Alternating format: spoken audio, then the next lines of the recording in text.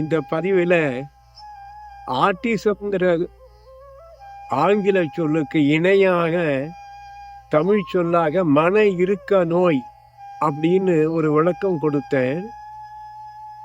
அதை தொடர்ந்து 2-3 பேர் அது நரம்பு சம்பந்தமான நோயாச்சே, அதுக்கும் மனதுக்கும் என்ன சம்பந்தம் என்று கேள்வியை எழுப்பியிருந்தார்கள்.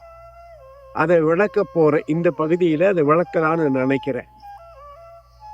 ஒரு நோய்க்கு பல காரணங்கள் இருக்கும்.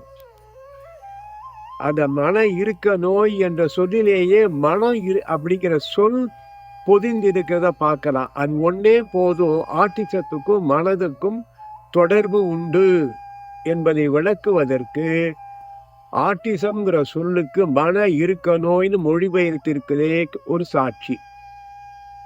அது மட்டுமல்லாமல் அவர்கள் சொல்லுவது போல நியூரோலாஜிக்கல் ப்ராப்ளம், நரம்பியல் தொடர்பான ஒரு காரணி என்று சொல்லுவது ஏற்புடையதுதான். என்றாலும் கூட அது மட்டுமே காரணமாக இருக்க வாய்ப்பு இல்லை. நியூஸ் கிளைஸ் அப்படிங்கிற யூடியூப்ல ஒரு செய்தி ஒன்று நான் பார்த்தேன். மகப்பேறு சமயத்திலே வலி தெரியாமல் இருப்பதற்கும் வாந்தி வராமல் இருப்பதற்குமாக ஒரு ஆங்கில மருந்து ஒன்று கண்டுபிடித்து வெளியிடப்பட்டது. அதன் விளைவாக பல ஊனமுற்ற குழந்தைகள் பிறந்தன என்ற ஒரு செய்தி. சில பல ஆண்டுகளுக்கு முன்னாலே இது தொடர்பாக சென்னையில் ஒற்றை கண் உள்ள ஒரு குழந்தை பிறந்தது என்ற ஒரு செய்தியும் பார்த்தேன்.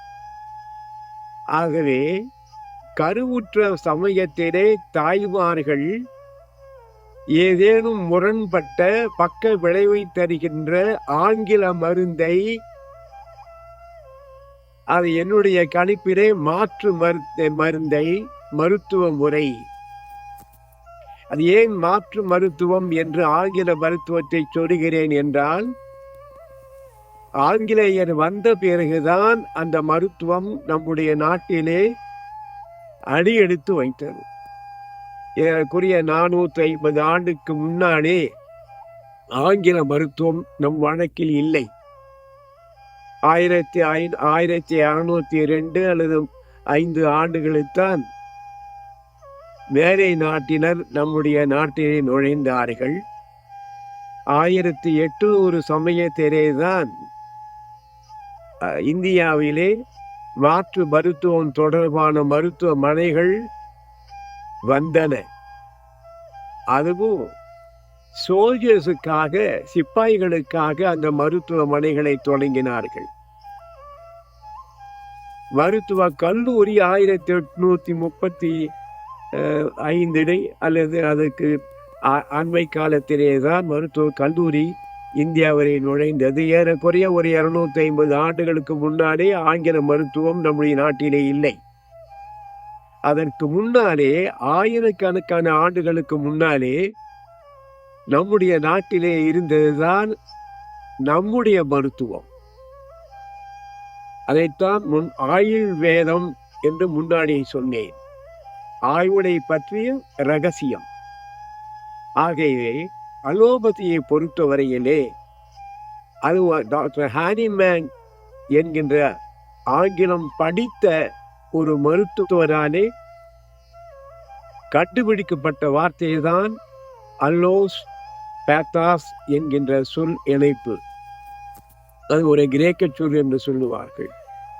அலோஸ் என்றால் மாற்று, ஆப்போசிட். பேத்தாஸ் என்றால் நோய். ஆகவே நோய்க்கான மாற்று தருகின்ற மருத்துவம் என்பது அதனுடைய பொருள். ஆகவே இந்த எந்த நோயாக இருந்தாலும் அதற்கு ஒரு காரணம் இருக்க வாய்ப்பு இல்லை.